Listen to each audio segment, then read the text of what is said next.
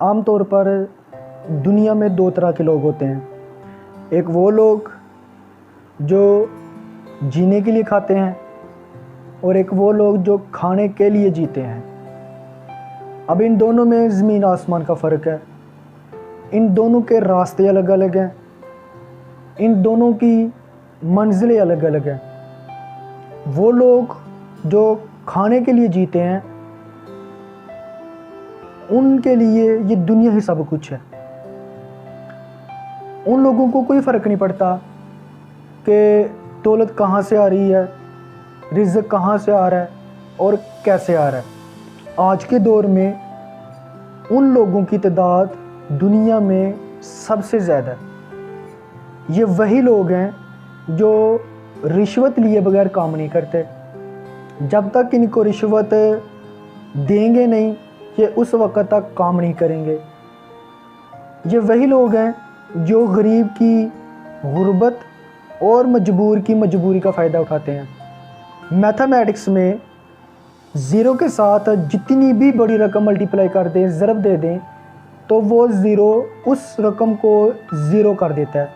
इसी तरह अल्लाह पाक जो गलत तरीके से, नाजायज़ तरीके से दौलत हासिल की होती है तो उसको ज़ीरो से मल्टीप्लाई कर देते हैं, वो भी ज़ीरो हो जाती है। मिसाल के तौर पर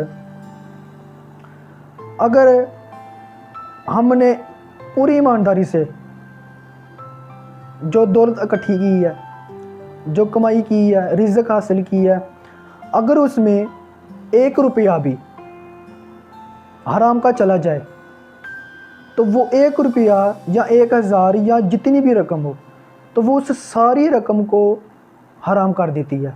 जो लोग नाजायज़ तरीके से रकम हासिल करते हैं, कमाई करते हैं, अगर मालिक सामने नहीं है तो उसकी कोई चीज़ चुरा लेते हैं।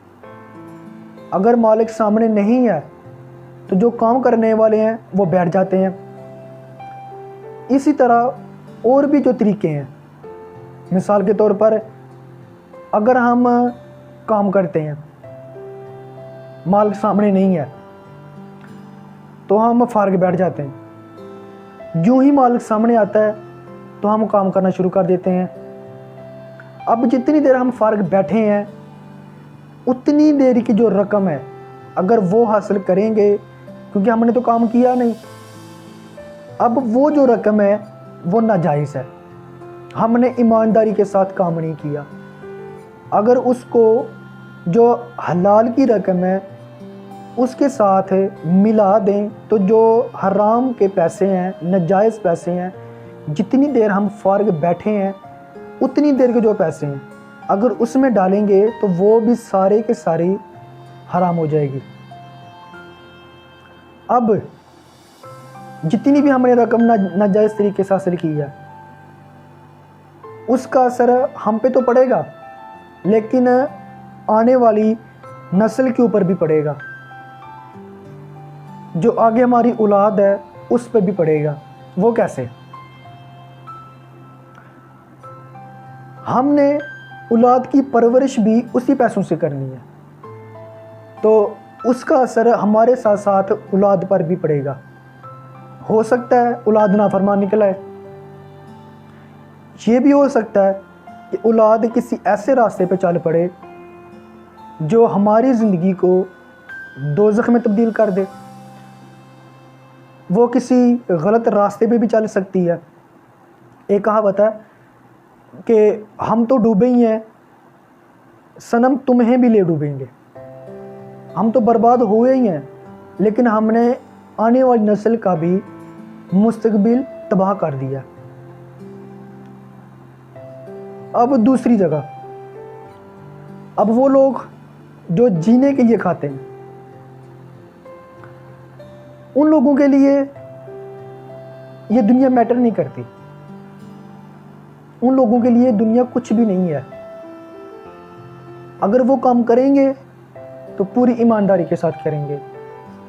वो किसी का हक नहीं खाएंगे, वो किसी से नाजायज़ तरीके से दौलत हासिल नहीं करेंगे, वो गरीब की गुर्बत का फ़ायदा नहीं उठाएंगे, मतलब कि वो हर उस चीज़ से नफ़रत करेंगे जो नाजायज़ तरीके से रकम हासिल करने में मदद दे। अब वो रकम, वो कमाई, वो रिज़्क जो उन्होंने हासिल किया है, वो उसमें से अल्लाह की राह में भी खर्च करेंगे, गरीबों को भी देंगे, मस्कीनों यतीमों का हिस्सा भी निकालेंगे। तो फिर इसके बदले में उनको क्या मिलेगा? वो लोग जो खाने के लिए जीते हैं, उनकी रकम को अगर ज़ीरो से मल्टीप्लाई किया है तो यहाँ पे ज़ीरो से मल्टीप्लाई नहीं करेंगे, बल्कि कई गुना बढ़ा के उनको वापस दिया जाएगा दुनिया में, और आखिरत में जो दिया जाएगा उसका तो हिसाब ही नहीं है। अब अगर हम सोचें कि गरीब अपने माल में से गरीबों का हिस्सा निकालें, तो उम्मीद है कि पूरे पाकिस्तान में गरीब जितने भी हैं, जितने भी अमीर हैं, अगर वो गरीबों का हिस्सा निकालें तो गुर्बत काफ़ी हद तक ख़त्म हो सकती है। अब ये हम पर है कि हमने किस रास्ते को अपनाना है, किस रास्ते पे चलना है, कौन सा रास्ता अपना कर ज़िंदगी गुजारनी है। अब ये फ़ैसला हमने करना है कि हमने नाजायज़ तरीके से ये दौलत इकट्ठी करनी है या जायज़ तरीके से ये दौलत इकट्ठी करनी है। अब ये फ़ैसला आप लोग करेंगे कि कौन सा रास्ता अपनाना है। Money is non living, it is use for life.